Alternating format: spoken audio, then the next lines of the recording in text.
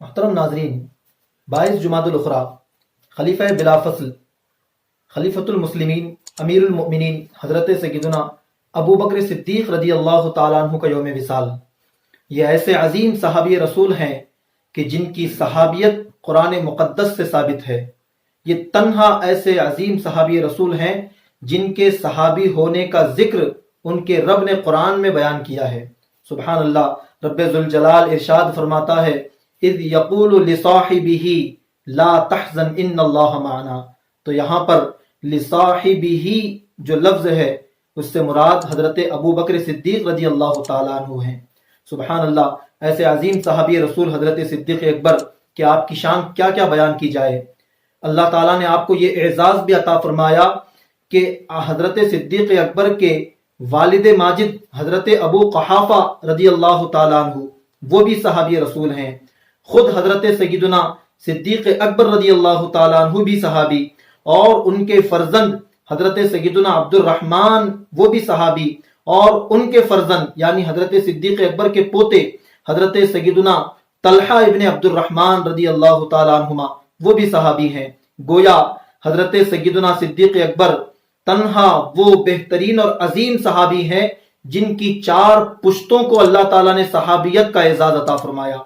صدیق اکبر صحابی، ان کے والد صحابی، صدیق اکبر کے بیٹے اور ان کے پوتے بھی صحابی ہیں۔ سبحان اللہ، ایسے عظیم صحابی رسول حضرت سیدنا صدیق اکبر رضی اللہ تعالیٰ عنہ ہیں۔ ایک مرتبہ آقا کریم صلی اللہ علیہ وسلم صحابہ کرام کی انجمن میں جلوہ فرما ہے، اور حضور نے ارشاد فرمایا کہ ایمان کی 360 خصلتیں ہیں، 360 ایمان کی خصلتیں ہیں، اور کسی بندے کے اندر اگر ایک ایمان کی خصلت بھی پائی جائے تو اللہ تعالیٰ اسے بھی جنت عطا فرمائے گا۔ جب یہ بات حضور اکرم صلی اللہ علیہ وسلم نے بیان فرمائی تو وہاں پر حضرت صدیق اکبر رضی اللہ تعالیٰ عنہ بھی موجود تھے۔ انہوں نے عرض کی، یا رسول اللہ علیہ الصلوۃ والسلام، کیا میرے اندر 360 خصلتوں میں سے کوئی ایک خصلت موجود ہے؟ کیا میرے اندر بھی کوئی خصلت موجود ہے؟ جب انہوں نے یوں پوچھا تو حضور اکرم نور مجسم صلی اللہ علیہ وسلم نے ارشاد فرمایا کہ اے ابو بکر، تمہارے اندر تو ایمان کی پوری 360 خصلتیں موجود ہیں۔ سبحان اللہ، کیا شان ہے صدیق اکبر کی۔ بروز محشر اللہ تبارک و تعالی جب جنتیوں کو جنت میں جانے کا حکم دے گا تو جنت کے 8 دروازے کھل جائیں گے۔ ایک دروازے سے نمازیوں کو داخل کیا جائے گا، ایک دروازے سے روزے دار داخل ہوں گے، ایک دروازے سے حاجی حج کرنے والے لوگ داخل ہوں گے، اور ایک دروازے سے زکوٰۃ ادا کرنے والے، ایک دروازے سے صبر کرنے والے، الگ الگ دروازوں سے الگ الگ طرح کے لوگ جنت میں داخل ہوں گے۔ لیکن صدیق اکبر کی کیا شان ہوگی کہ جنت کے 8 دروازوں سے صدیق اکبر کو داخل ہونے کا حکم دیا جائے گا، یعنی 8 دروازوں سے یہ آواز آئے گی کہ اے صدیق اکبر، تم اس دروازے سے چلے آؤ، تم اس دروازے سے چلے آؤ۔ سبحان اللہ، ایسی پیاری شان اللہ تعالیٰ نے حضرت صدیق اکبر کو عطا فرمائی ہے۔ حضور اکرم صلی اللہ علیہ وسلم ارشاد فرماتے ہیں کہ دنیا میں مجھے سب سے زیادہ اگر کسی کے مال نے فائدہ دیا ہے تو وہ ابو بکر صدیق کے مال نے دیا ہے۔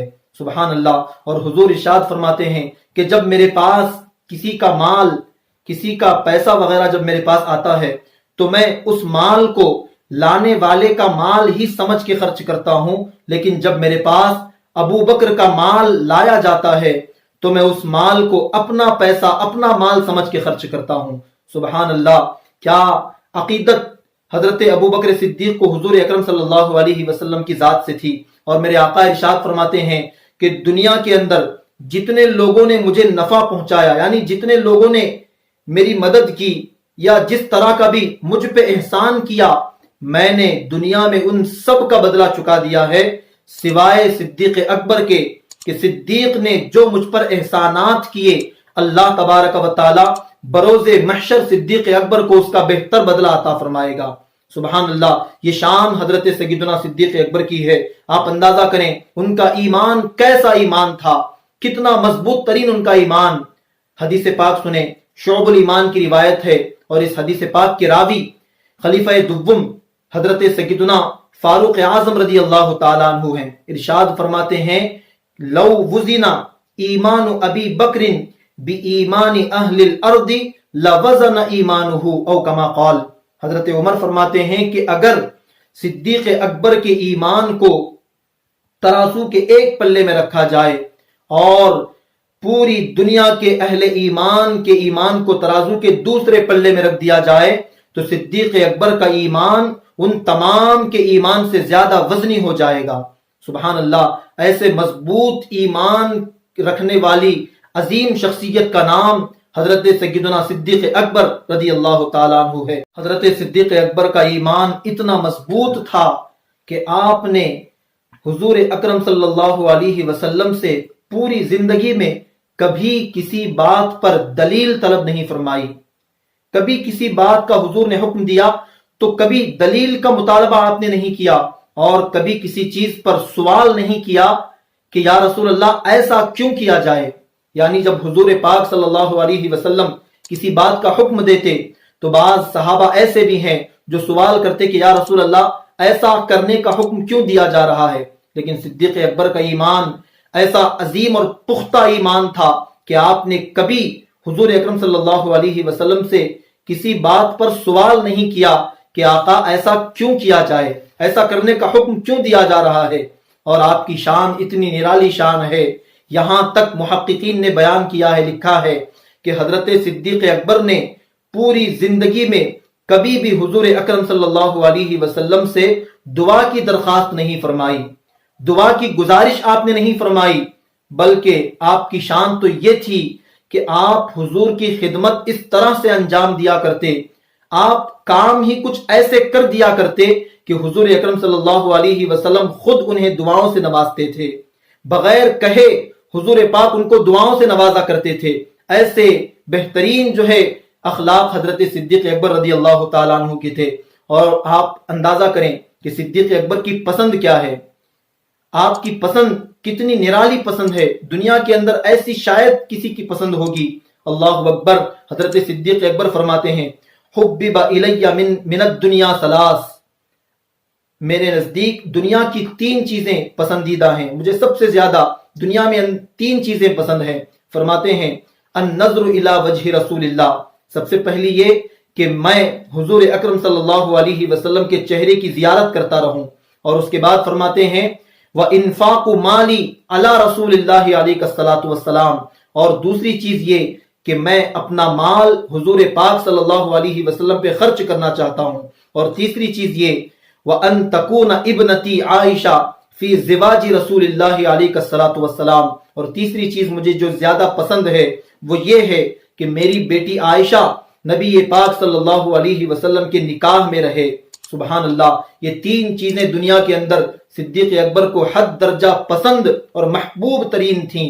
اور حضرت سیدنا صدیق اکبر وہ عظیم صحابی ہیں جنہوں نے سب سے پہلے کلمہ پڑھ کر اسلام قبول کیا۔ دامن اسلام میں آنے والے تمام حضرات میں سب سے پہلے حضرت سیدنا صدیق اکبر کا نام آتا ہے۔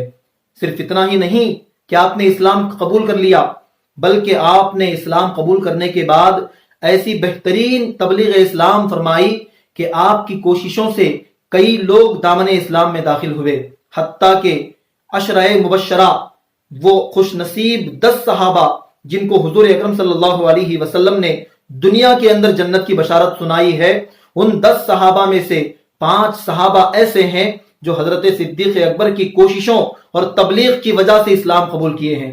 حضرت سیدنا عثمان غنی رضی اللہ تعالیٰ عنہ، حضرت سیدنا عبد الرحمن ابن عوف رضی اللہ تعالیٰ عنہ، حضرت سیدنا سعد ابن ابی وقاص رضی اللہ عنہ، حضرت سیدنا طلحہ ابن عبید اللہ رضی اللہ عنہ، حضرت سیدنا زبیر ابن عوام رضی اللہ عنہ، یہ 5 وہ صحابہ ہیں عشرہ مبشرہ میں سے جو حضرت سیدنا صدیق اکبر کی تبلیغ کی وجہ سے دامن اسلام میں داخل ہوئے ہیں۔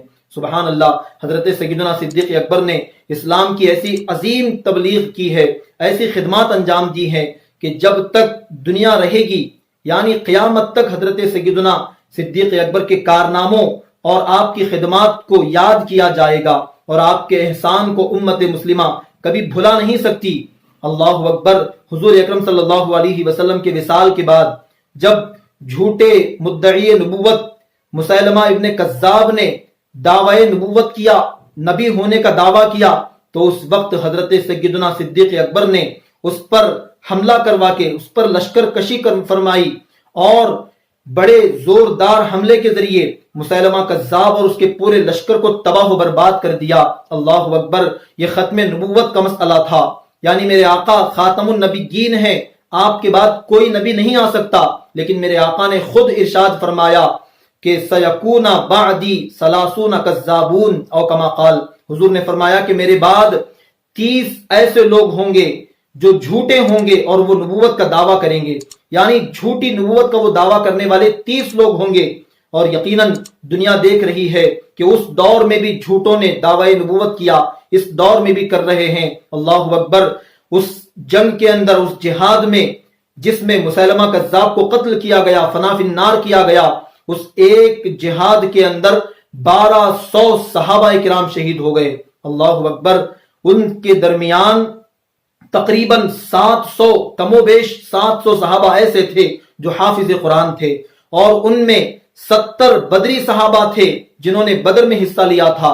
ایسے عظیم صحابہ 1200 کی تعداد میں اس ایک جہاد میں شہید ہو گئے، جبکہ اس کے علاوہ جتنے غزوات ہوئے، میرے آقا کی حیات طیبہ میں جتنی جنگیں اسلام کے لیے لڑی گئیں، ان تمام کے اندر شہید ہونے والے صحابہ کی تعداد کم و بیش 260 یا 259 بتائی جاتی ہے۔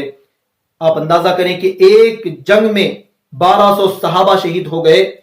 اس جنگ کا مقصد کیا تھا؟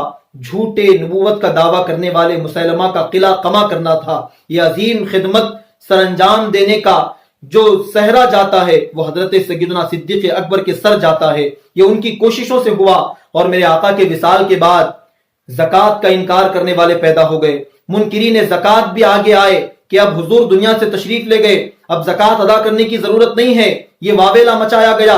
تو صدیق اکبر نے اعلان جنگ کیا کہ جو بھی زکوٰۃ کا انکار کرے گا اس کے خلاف ابو بکر اعلان جنگ کرتا ہے، اور اگر زمانہ رسالت میں اگر کوئی زکوٰۃ کے اندر جتنا مال دیتا تھا اس میں سے ایک رسی بھی اگر کوئی کم کرتا ہے تو ابو بکر اس کے خلاف بھی اعلان جنگ کرتا ہے۔ آپ نے مانعین زکوٰۃ اور منکرین زکوٰۃ کے خلاف اعلان جنگ فرمایا اور اسلام کے احکام کی ایسی حفاظت فرمائی کہ آج دنیا کے اندر زکوٰۃ پر پوری دنیا کے مسلمان اللہ کی توفیق سے عمل کرتے نظر آ رہے ہیں۔ یہ بھی حضرت سیدنا صدیق اکبر کا کمال ہے۔ حضور اکرم صلی اللہ علیہ وسلم کی تصویر اگر دیکھنی ہو تو سیدنا صدیق اکبر کو دیکھ لیں۔ عادات و اطوار میں ہو، اخلاق و کردار میں ہو، گفتار میں ہو، ہر چیز میں نبی کریم صلی اللہ علیہ وسلم کے پیکر اتم نظر آتے ہیں۔ اللہ اکبر، آپ ذرا ملاحظہ کریں کہ آقا کریم صلی اللہ علیہ وسلم کی مبارک عمر بھی 63 سال رہی اور سیدنا صدیق اکبر کی مبارک عمر بھی 63 سال رہی، اور حضرت سیدنا صدیق اکبر کا وصال بھی پیر کے دن ہے اور میرے آقا کا وصال مبارکہ بھی پیر کے دن ہوا ہے۔ اور حضور اکرم صلی اللہ علیہ وسلم کو بھی ایک دفعہ بکری کے گوشت کے اندر زہر دیا گیا تھا، تو حضرت سیدنا صدیق اکبر کو بھی ایک دفعہ زہر دیا گیا تھا۔ حضرت آقا کریم صلی اللہ علیہ وسلم نے وصال سے 4 دن قبل مصلی امامت کو چھوڑ دیا، تو سیدنا صدیق اکبر نے بھی وصال سے 4 دن قبل مصلی امامت کو چھوڑ دیا۔ اکرم صلی اللہ علیہ وسلم نے وصال سے قبل مسواک شریف فرمایا، تو حضرت صدیق اکبر نے بھی وصال سے پہلے مسواک فرمایا۔ حضور پاک صلی اللہ علیہ وسلم نے مسواک سخت ہونے کی وجہ سے حضرت عائشہ کو مسواک دے کر فرمایا کہ اسے چبا کر دو، تو سیدنا صدیق اکبر نے بھی مسواک نرم کرنے کے لیے وصال سے پہلے حضرت عائشہ کو دیا۔ وصال کے وقت آقا کریم صلی اللہ علیہ وسلم کا سر انور اپنی عزیز ترین زوجہ حضرت عائشہ کے گود میں تھا، تو اسی طرح وصال کے وقت حضرت سیدنا صدیق اکبر کا سر مبارک بھی اپنی شہزادی حضرت عائشہ کے گود میں تھا۔ میرے آقا صلی اللہ علیہ وسلم کو وصال کے بعد جو کفن دیا گیا وہ 3 کپڑے تھا، 3 کپڑے کا کفن اور پرانا کپڑا تھا۔ سیدنا صدیق اکبر کو بھی جو کفن دیا گیا وہ پرانا کپڑا اور 3 کپڑے تھے۔ اور جب آقا کریم صلی اللہ علیہ وسلم کا وصال ہو رہا تھا تو اس وقت میرے آقا جس چارپائی پر موجود تھے اسی چارپائی پر جب حضرت سیدنا صدیق اکبر کا وصال ہوا تو وہ بھی اسی چارپائی پر موجود تھے۔ حضور اکرم صلی اللہ علیہ وسلم کے نواسے یعنی حضرت سیدنا امام حسین رضی اللہ تعالیٰ عنہ کو شہید کیا گیا، تو اسی طرح حضرت سیدنا صدیق اکبر کے نواسے حضرت عبداللہ ابن زبیر کو بھی شہید کیا گیا۔ ان کو خلافت کے معاملے میں شہید کیا گیا تو ان کو بھی خلافت کے معاملے میں شہید کیا گیا۔ اللہ اکبر، کیا کیا بیان کریں۔ میرے آقا امام الانبیاء ہیں تو حضرت صدیق امام الاتقیاء ہیں۔ پوری زندگی حضور کے ساتھ وفا کا ایسا رشتہ نبھایا، زندگی بھر ساتھ دیا۔ زندگی کے بعد، میرے آقا کے وصال کے بعد خلافت کے امور کو بحسن خوبی انجام دیا، اور اس کے بعد جب دنیا سے چلے گئے تو حضور اکرم صلی اللہ علیہ وسلم نے اپنے پہلو میں انہیں جگہ عطا فرمائی۔ یار غار، یار مزار حضرت سیدنا صدیق اکبر کے اخلاق، ان کا کردار، ان کی عادت و اطوار اور ان کی سیرت کیا کیا بیان کی جائے، جتنا بیان کیا جائے کم ہے۔ آج لوگ ان کی شان کو گھٹانے کی کوشش کر رہے ہیں اور ان کو غاصب کے نام سے معاذ اللہ لوگ یاد کرتے ہیں کہ انہوں نے مولا علی کا جو خلافت کا حق تھا وہ غصب کیا۔ نعوذ باللہ من ذالک۔ اللہ تعالیٰ ایسے شر پسندوں سے ہمیں محفوظ فرمائے، ہمارے ایمان و عقیدے کی حفاظت فرمائے، اور حضرت سیدنا صدیق اکبر کا فیضان پوری امت مسلمہ پر اللہ تعالیٰ جاری و ساری فرمائے۔ آمین یا رب العالمین۔